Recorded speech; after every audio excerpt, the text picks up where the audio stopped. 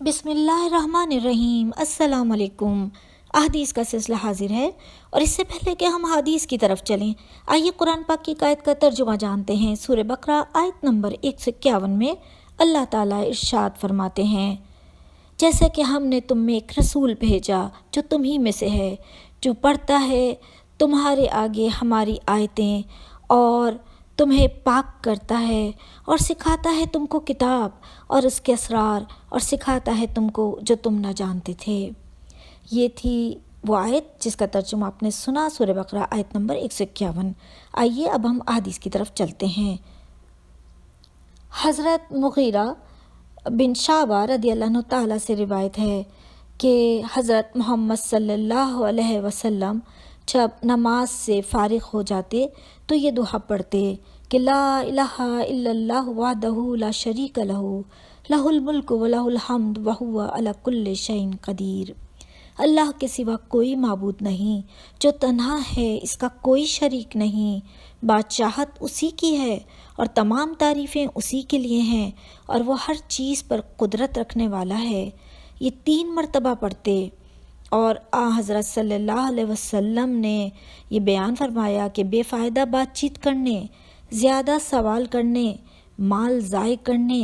اپنی چیز بچا کر رکھنے اور دوسروں کی مانگتے رہنے، ماؤں کی نافرمانی کرنے اور لڑکیوں کو زندہ درگور کرنے سے منع فرمایا۔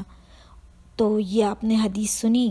اور یہ حضرت مغیرہ رضی اللہ عنہ تعالیٰ سے روایت تھی۔ آئیے اب ہم اگلی حدیث کی طرف چلتے ہیں۔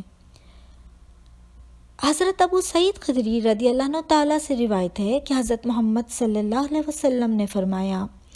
جب اہل جنت جنت میں اور اہل جہنم جہنم میں داخل ہو جائیں گے تو اللہ تعالیٰ فرمائے گا، جس کے دل میں رائی کے دانے کے برابر بھی ایمان ہو تو اسے دوزخ سے نکال لو۔ اس وقت ایسے لوگ نکالے جائیں گے اور وہ اس وقت جل کر کوئلے کی طرح ہو چکے ہوں گے۔ اس کے بعد انہیں نہر حیات میں ڈالا جائے گا۔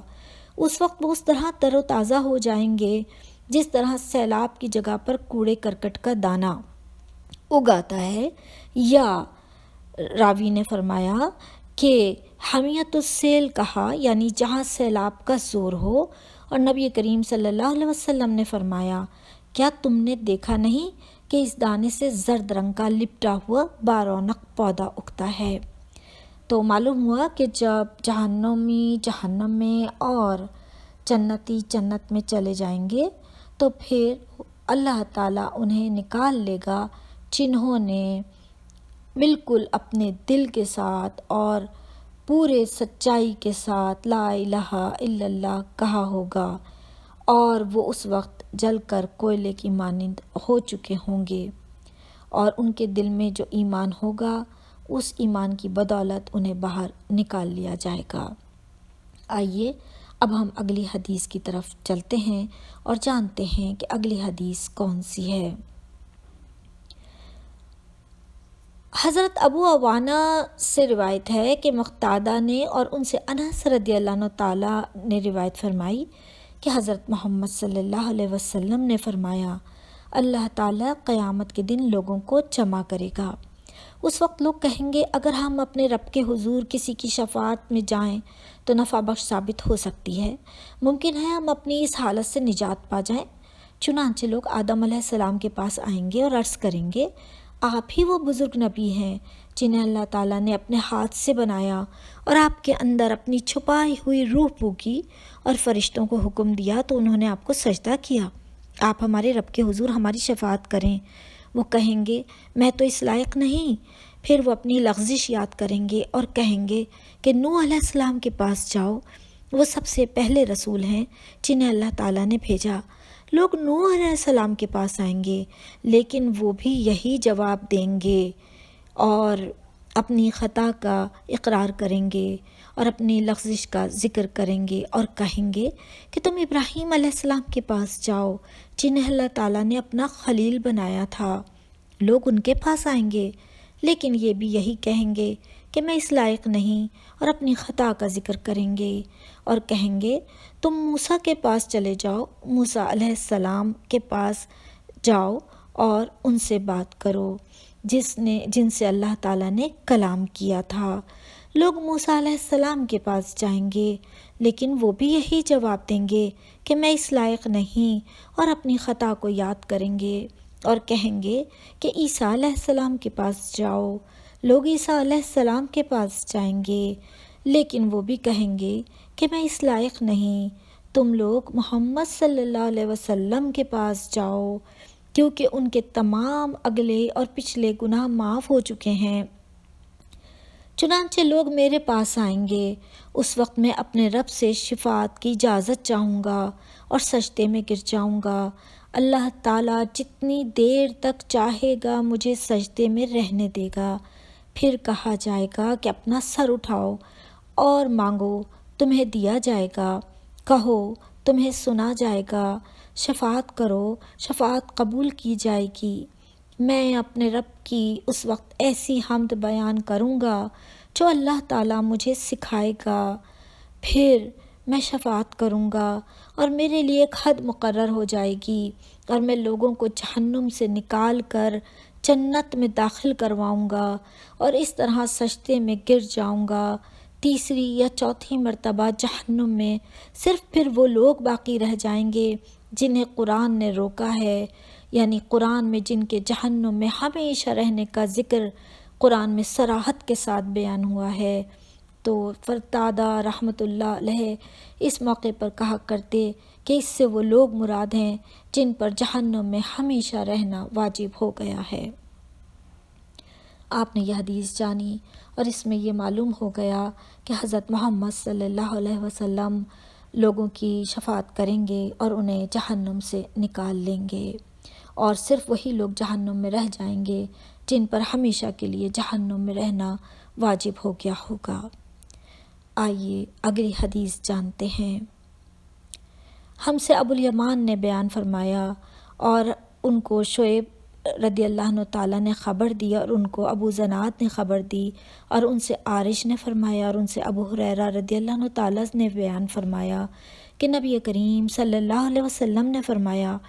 جنت میں جو بھی داخل ہوگا اسے اس کا جہنم کا ٹھکانہ بھی دکھایا جائے گا کہ اگر نافرمانی کی ہوتی تو اسے وہاں جگہ ملتی تاکہ وہ اور زیادہ شکر کرے، اور جو بھی جہنم میں داخل ہوگا اسے اس کا جنت کا ٹھکانہ بھی دکھایا جائے گا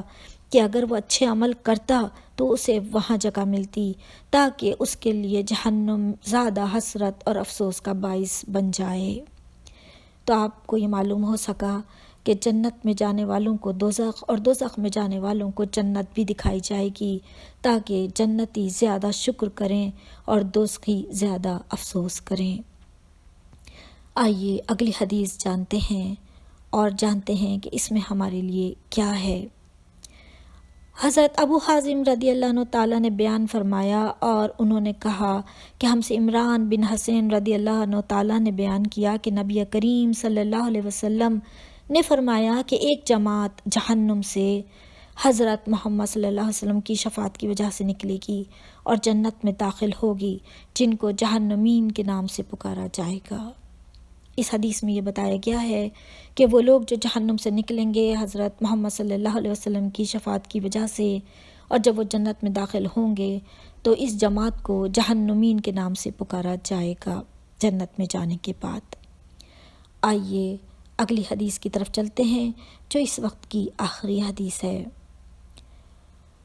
حضرت عمرو سے روایت ہے اور ان سے سعید بن ابی سعید مقبری نے بیان فرمایا کہ حضرت ابو ہریرہ رضی اللہ عنہ تعالیٰ نے فرمایا کہ میں نے حضرت محمد صلی اللہ علیہ وسلم سے عرض کیا، یا رسول اللہ، قیامت کے دن آپ کی شفاعت کی سعادت سب سے زیادہ کون حاصل کرے گا؟ تو حضرت صلی اللہ علیہ وسلم نے فرمایا، اے ابو ہریرہ، میرا بھی خیال تھا کہ یہ حدیث تم سے پہلے کوئی اور مجھ سے نہیں پوچھے گا، کیونکہ حدیث لینے کے لیے میں تمہاری بہت زیادہ حرص دیکھتا ہوں۔ قیامت کے دن میری شفاعت کی سعادت سب سے زیادہ اسے حاصل ہوگی جس نے کلمہ لا الہ الا اللہ خلوص دل سے کہا ہوگا۔ تو یہ حدیث آپ نے جانی جس سے ہمیں معلوم ہوا کہ خلوص دل سے جس کے دل میں ایمان ہوگا اور جس نے لا الہ الا اللہ کہا ہوگا تو اللہ تعالیٰ حضور صلی اللہ علیہ وسلم کے ذریعے جو ہے ان کی شفاعت قبول فرمائیں گے، اور ان لوگوں کو حضور صلی اللہ علیہ وسلم کی شفاعت جو ہے وہ حاصل ہوگی۔ تو اللہ تعالیٰ ہم سب کو توفیق دے کہ ہم نیک اعمال کریں، اور اللہ تعالیٰ ہمیں جہنم کی آگ سے محفوظ رکھے۔ آئیے اب ہم یہ دعا کریں کہ ہم سب اس وقت جس مشکل میں گرفتار ہیں، اللہ تعالیٰ ہم پر سے اس وبا کو دور کر دے اور ہر ایک کو اس وبا سے محفوظ رکھے۔ مجھے اجازت دیجیے، دعاؤں میں یاد رکھیے گا، اور میں آپ کی خیر عافیت کے لیے ہمیشہ دعا گو رہتی ہوں، اور آپ سے بھی اس کی درخواست کرتی ہوں۔ آپ مجھے دعاؤں میں یاد رکھنے کے علاوہ ان احادیث کو بھی شیئر کیجیے، اور ان کو شیئر کیجیے تاکہ یہ صدقہ جاریہ ہے، اور یہ تاکہ آپ کے نامہ اعمال میں صدقہ جاریہ کی حیثیت سے لکھا جائے۔ اجازت دیجیے، پھر نئی احادیث کے ساتھ ملوں گی۔ اللہ حافظ، اللہ نگہبان، فی امان اللہ۔